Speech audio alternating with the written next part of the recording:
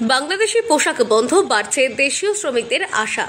ভারত সরকারের নতুন নির্দেশনায় বাংলাদেশ থেকে স্থলপথে রেডিমেড পোশাক আমদানিতে নিষেধাজ্ঞা জারির পর খুশির হাওয়া দেশের গার্মেন্টস শিল্পে, বিশেষ করে দর্জি শ্রমিকদের মধ্যে দেখা দিয়েছে আশার আলো। তারা মনে করছেন এবার দেশের মাটিতে দাঁড়িয়ে ঘুরে দাঁড়ানোর নতুন সুযোগ এসেছে। এতদিন ধরে বাংলাদেশি শ্রমিকদের তৈরি সস্তা পোশাক ভারতে আমদানি করে বড় বড় কোম্পানি ও শপিং মলগুলো বিপুল লাভ করত।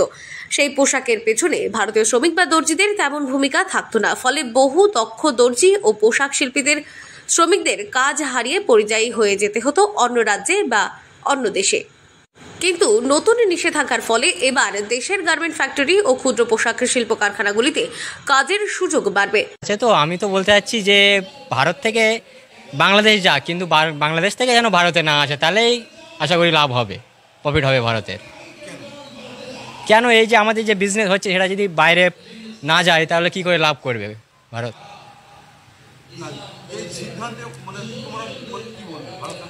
হ্যাঁ, ভারত সরকারের এই সিদ্ধান্ত খুব ভালোই নিয়েছে।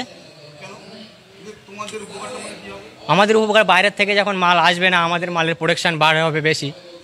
দর্জিরা জানাচ্ছেন আগের বছরে 6 মাস কাজ মিলত, এখন সারা বছর ধরেই কাজ থাকবে। এতে যেমন অর্থনৈতিক সুরক্ষা বাড়বে, তেমনই মজুরি বৃদ্ধির সম্ভাবনাও তৈরি হয়েছে। বসিরহাট মহকুমার একাধিক পোশাক প্রস্তুতকারী শ্রমিক এই সিদ্ধান্তকে সাধুবাদ জানিয়ে বলেছেন, আমরা এতদিন বাংলাদেশি কাপড় ও পোশাকের সঙ্গে টেক্কা দিতে পারতাম না, এখন আমাদের সময় এসেছে। আর ভারত সরকার যেটা নিয়েছে সিদ্ধান্ত, এটা আমাদের গার্মেন্টসের ব্যাপারে আমরা সবাই আনন্দ পেয়েছি। কি সিদ্ধান্ত নিয়েছে? সিদ্ধান্ত যেটা নিয়েছে যে ওখান থেকে মালটা যাতে না আসে সেই বিষয়, এটা তো আমাদের প্রোডাকশন বাড়বে, আমাদের এখানে অর্থনৈতিক বাড়বে, কাজের আবার চাহিদা থাকবে।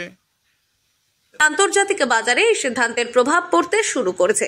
বাংলাদেশে অর্থনৈতিক ধাক্কা লাগার আশঙ্কা তৈরি হয়েছে, তবে ভারতের স্বনির্ভরতা ও কর্মসংস্থানের দিক থেকে এটি একটি বড় পদক্ষেপ বলেই মনে করছেন বিশেষজ্ঞরা।